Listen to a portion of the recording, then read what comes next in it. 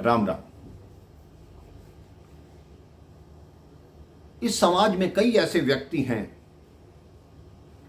जो हमारे धर्म पर हंसी उड़ाते हैं, भगवान कृष्ण की रास पर तरह तरह की बातें बनाते हैं, लेकिन उनको ये ज्ञात नहीं कि भगवान कृष्ण के साथ जो गोपियां उस रास में आती थी वो वास्तव में कौन थी।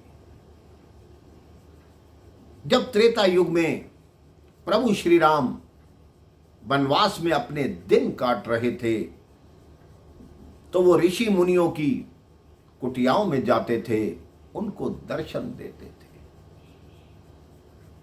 लेकिन उस वन प्रदेश में हजारों ऋषि थे जिनको प्रभु श्री राम के दर्शन नहीं हो पाए। उनके मन में प्रभु श्री राम के दर्शन की कामना रह गई।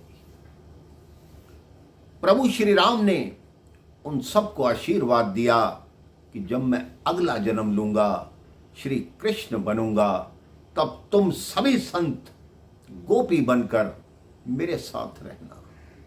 जिनको इस जन्म में मेरा दर्शन प्राप्त नहीं हुआ, क्योंकि ये जन्म मर्यादा का जन्म था, इसमें मैं अपनी मर्यादा तोड़ नहीं सकता था। जब कृष्ण रूप लूंगा, जब कृष्ण जन्म लूंगा, वो मेरा प्रेम का रूप होगा, वो मेरा करुणा का रूप होगा। आप सब तब गोपी बनकर मेरे साथ आना और रास करना। जब सीता जी का राम जी के साथ विवाह हुआ, तब उनके साथ सीता की जो सखियां थी, उनके मन में ये भाव आया कि सीता जी को इतने सुंदर पति मिले हैं, काश प्रभु श्री राम हमें भी पति रूप में प्राप्त होते। प्रभु श्री राम ने उनकी मन की इच्छा को पूर्ण करने के लिए उनको कहा, अगले जन्म में तुम गोपी बनना।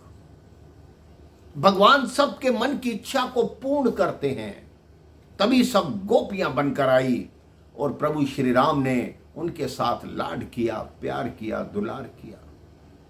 लोग प्रभु श्री कृष्ण पर बातें करते हैं, लेकिन उनको ये ज्ञात नहीं जिस समय भगवान श्री कृष्ण रास करते थे उनकी आयु 8 या 10 वर्ष की थी। क्या 8 या 10 वर्ष के बच्चे के मन में कोई ऐसी भावना आ सकती है जो समाज को हानि पहुंचा सके? जब तक गोपियां प्रभु श्री कृष्ण के लिए तड़पती रही, कृष्ण जी उनके पास रहे।